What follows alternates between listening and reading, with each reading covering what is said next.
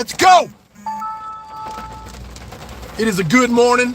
It is a beautiful rainy morning on this May. And early morning rain usually means, unless it dies down fast, usually means there will be no severe weather because it's just too cool for the unstable air to form. So that's the good news. Man, I'm running a little later than usual leaving the station. I talked at the station a little too long, and then got a phone call, had a great, unbelievably good conversation with a good friend.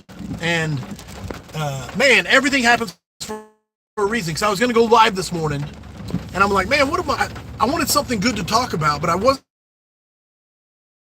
talk about. Just wanted to figure out what I wanted to talk about, and had such a great conversation. So that's what I'm going to talk about today, because this person is a successful instructor. They are successful in the higher sphere. They are traveling. They are sought after, and they have influence, but yet they are struggling in their own department. And that's a tough place to be, man. That's a tough place to be.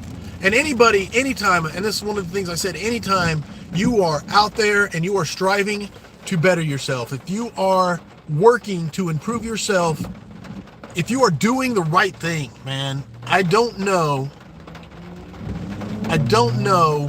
why it's so true that the crabs in the bucket try to drag you down. I don't understand it, man.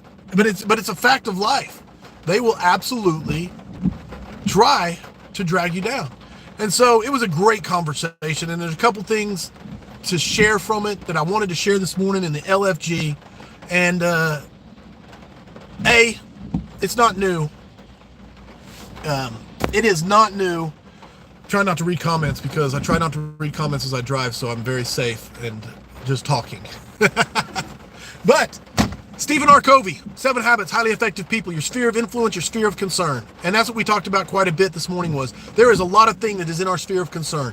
A lot of things that is in our sphere of concern. And you cannot spend your time and energy in your sphere of concern, because your sphere of concern is the things that bother you. And then this is Stephen R. Covey 101. It is amazing stuff, but if you want to be an effective person, you have to spend your time and energy in that sphere of influence. Those things you can actually impact. And when you do that, what you can actually impact, what you can actually influence, it grows.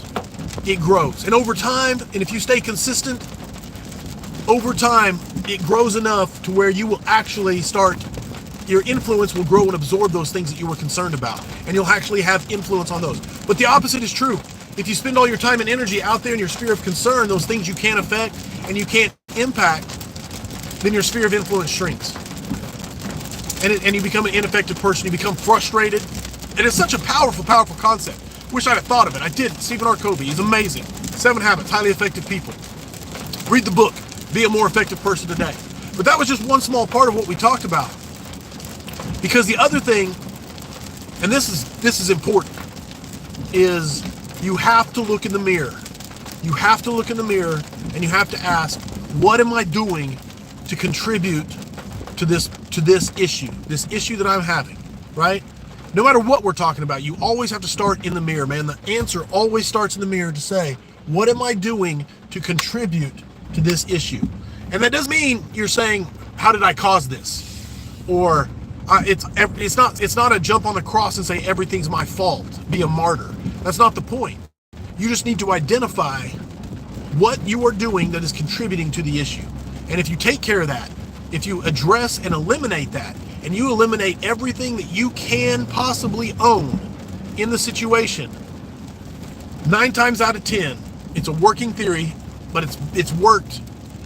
For me personally, when I've actually had the humility to actually look in the mirror properly, I'm not saying I get it right 100% of the time, but every time that I've done it, it has fixed the problem. Even though the problem was not my fault, even though the problem was someone else being a mutt or a crab. But every time I've been able to own my part of it and then go and address that, it has led to the fixing of the problem. And I think that 9 times out of 10, that will fix the issue. And that 10%, that other part, man, then they're just assholes. If you fix everything that you can fix and they still want to hate, then let it go. Don't worry about it. That's in the sphere of concern. It's not in your sphere of influence. So, but that's not, don't focus on that, because 9 times out of 10, if you own what you can own, figure it out. And I have a long story that we talked about on the phone, but I don't want to sit here. It's a long story, but anyway, it works. It works. Absolutely works. So that's what I wanted to share, because like I said, everything happens for a reason, and it was a powerful conversation this morning. It did my soul good, and it was unintended connection, but I get to write down that connection in my V50. And so thank you for the call this morning. Speaking of the V50, it's day 4. I got 7 out of 8 yesterday, and believe it or not, the freaking thing I failed on was my reading, because a few of the crew, there were some people working on swaps, and they were at the station. We got into a discussion of what book can we read together, and they're not the normal crew, so we all agreed. We went to my library and we pulled out Younger's Tribe, and so we're reading that together. And I've read it before, but I'm reading it again. So, and it's been a while in my leaky brain. It's all good. It's like I'm reading a new book. But long story short, we're reading that together. And yesterday I only got like 40 minutes read. And I was so, like, at the end of it, I was like 11 o'clock at night. I was tired of going to bed. And I made a 7 out of 8 because I didn't make the choice to get those last 20 minutes in. And you know, my brain, everybody, like, hey, you read 40 minutes. Just say you got your reading in. But I didn't. I told myself I was going to get 60 minutes of reading in, and I didn't. So I got a 7 out of 8. Very pleased with the day.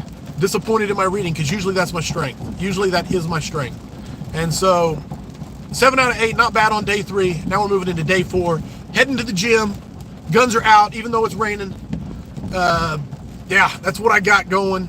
Super pumped, man, because of that phone conversation. So I wanted to jump on, do the LFG. This is number 4 out of 50, going to be in a row. That's my goal. And I hope that